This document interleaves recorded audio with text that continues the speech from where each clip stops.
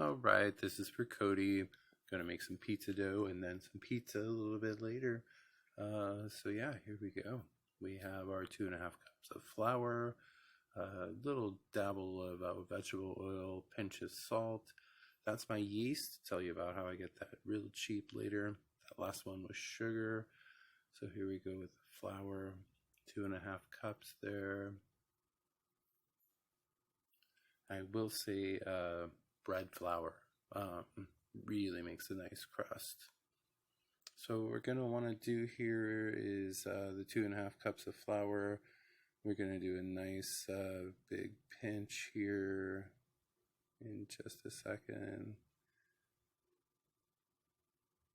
There we go. There's 2.5 cups.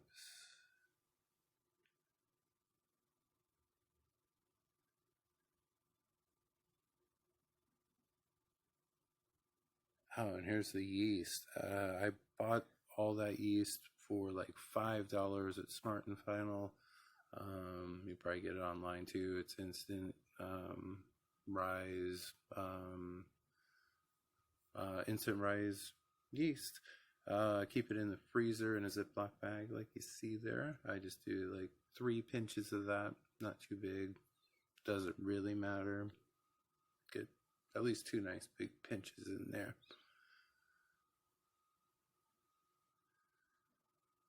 Yeah, really proud of that. So here we go with the salt. You know, don't measure much here. I did 2.5 cups of flour in the cup measuring cup. Yeah, I did like what, 4 rounds of the salt there. That's my sugar. That's a teaspoon right there. Let's see how much I do. Oh yeah, I decided to do a little more. Okay, it's like 2 teaspoons of sugar. Really important to have your sugar and salt. It's a whole chemical process that makes the yeast rise. So you definitely need that sugar and salt in there along with the yeast. Okay, now we're going to take a tiny little break here as we're going to stir it before we add the hot water. You want to get all your dry ingredients mixed together so that they are all dispersed equally before you put in the hot water.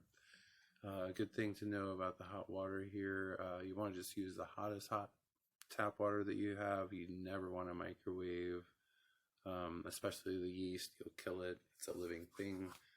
Science project. So yeah, all we're going to do here is a tablespoon of oil or so. I like to melt some butter and throw in there, maybe a little bit of oil along with the butter, especially if you want to make some dessert, like cinnamon sugar type thing, like I'm going to show you in another video here. I'm going to show you how to make dessert too. Anywho, I know there's a little pause here. I'm heating up the water coming out of the faucet there. We're getting close though.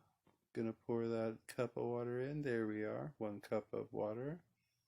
Okay. That's it. All the ingredients are in. We're gonna give that a nice stir together.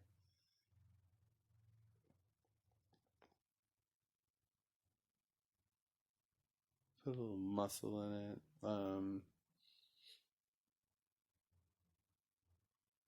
Scrape the sides a little bit, and like really, this is the hardest part of making the pizza. Next like 2 minutes here. Hard part, not really that hard. So yeah, good idea.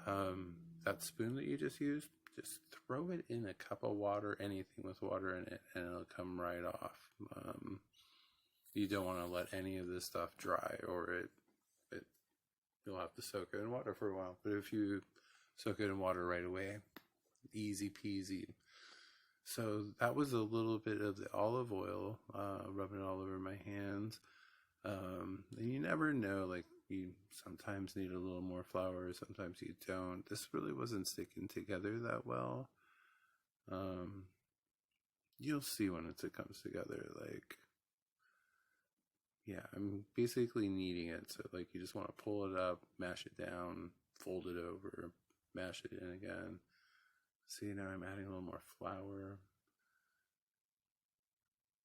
See how it's sticking to the bowl there? You want it to like, when it stops like sticking to the bowl so much is when you've got enough flour.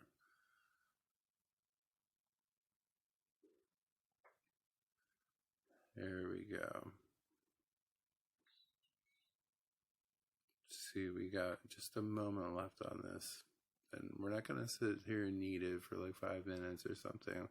And you can, like, at this point, even if it is a little more wet, you could just sit it on the counter, let it rise, watch out, it's going to, like, try to push the cover off.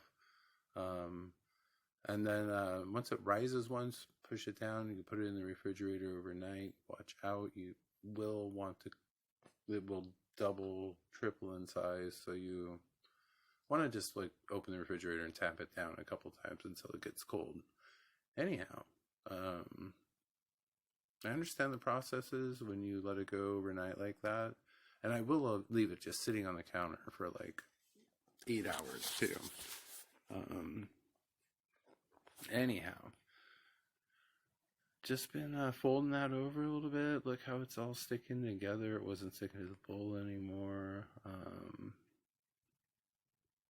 So just making it into a ball. Kind of fun. Yeah, scraping all the little bottom parts off there.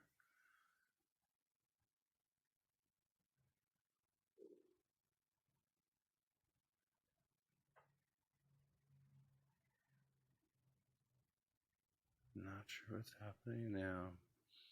Oh yeah. You can just take some of the oil you had earlier, pour it in there, and just wipe it around the bowl. You need the oil in there so it doesn't stick while it's rising.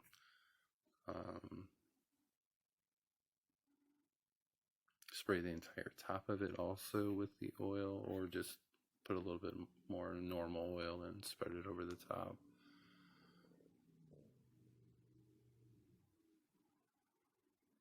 And we're almost done here. Once we're done, we're going to let it sit for 20 minutes or so. You can let it sit for an hour. You can let it sit for 5 hours. It's going to double in size at least in that time. You can totally push it down if it's trying to escape what you have holding it in on top. Like this plate right there. So, yeah, we'll show you basically just covering that up. You don't want any air to be able to get in. You want to keep the heat in. And I'm going to add one more picture.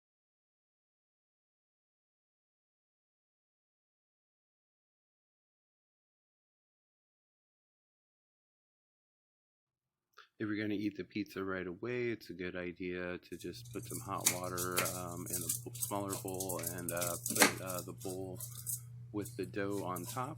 It'll make it rise a little bit faster.